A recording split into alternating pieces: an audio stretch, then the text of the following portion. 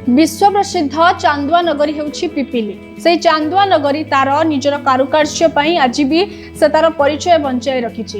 विभिन्न प्रकार चांदुआ कारुकार्य करी सारा दुनिया रे गोटे स्वतंत्र स्थान अधिकार करिछि।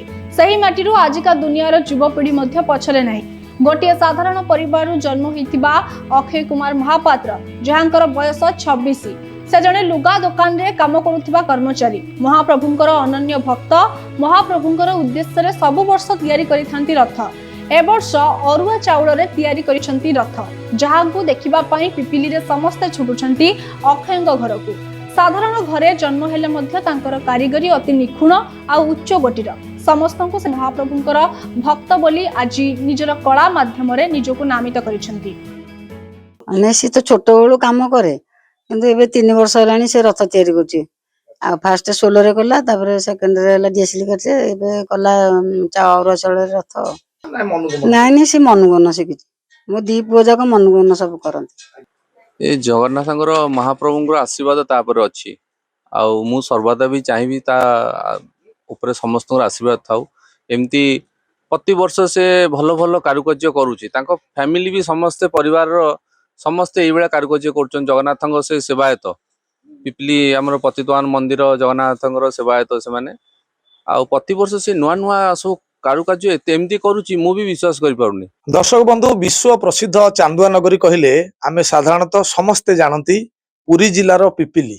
पिपिली होची चांदुआ काम पई सारा विश्व रे प्रसिद्ध।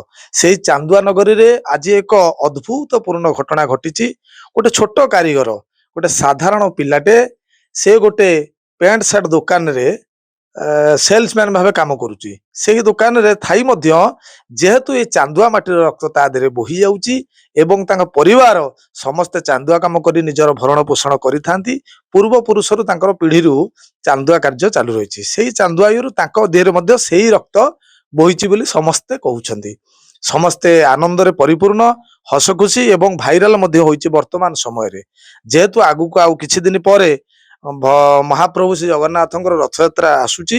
से समय से प्रति वर्ष भली ए वर्ष मध्य गोटे छोटिया रथ करिसेंती। सबु वर्ष भिन्न भिन्न शैली रे करिथांती। ए वर्ष गोटे अद्भुत करिसेंती, चाउल रे तैयारी होउची रथटे। तेणु से विषय आमे तांकटू सीधासख पचारिबा केमती कोन कले, कोउटू शिक्षा लाभ कले, ये कारीगरी तांको किए शिखेला। मो न्यूज रूम को आपन स्वागत करूची। कोन कहबे जो आपण चाउल रे तैयारी करूछन, केमती कोन काहाटू शिखिले? मो ना अक्षय कुमार महापात्र। घर आज्ञा धरची सही। बयस 26 वर्ष। मु आज्ञा 13 वर्ष सोलर रथ निर्माण करथिली। आर वर्ष डीएसएल काठी रथ करथिली। एई वर्ष अरुआ चाउल रथ प्रस्तुत करछि। एटा मिनिमम 2 फुट उच्चता विशिष्ट होइछि। एथरे 2 रो 2.5 मास पाखा मते समय लागिथला। आउ एथरे मेडा 2 फुट विशिष्ट होइछि। मु आज्ञा बहुत खुशी भी अछि। जहाँ पन्दी मु भाबी नथिली तैयारी माने करि परिबी कि न करि परिबी बोली बहुत मे इच्छा थिला। जगन्नाथ डोरी लागिला, जहाँ प्रभु का आशीर्वाद रु कंप्लीट हेगला। मैं बहुत खुशी। एथरे 1220 ग्राम मिलीग्राम विशिष्ट चाउल रे प्रस्तुत होइछि।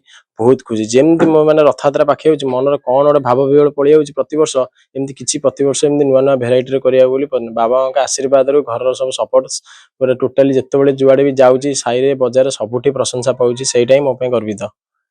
को कहबे जो निश्चित भाव रे आमे देखुतिले भक्त विभिन्न प्रकार महाप्रभुंकर भक्त रहिछन्ति। सेही भक्त मधुरु आमे जो भक्तक पाखरे अच्छे से गोटे सुंदर कारीगरी एवं ताका हातर जादूकारी कथा कहूची। से भगवान महाप्रभुंकर एई जो विश्व प्रसिद्ध रथ यात्रा आसुची, से गोटे निजे निजर भावना रे भगवान को स्मरण करी अबा महाप्रभु आशीर्वाद तांको उपर रहिछि। से चाउल रे करिछन्ति रथ। पुरी जिला पिपिलीरु सत्यजित मिश्र, न्यूज रूम।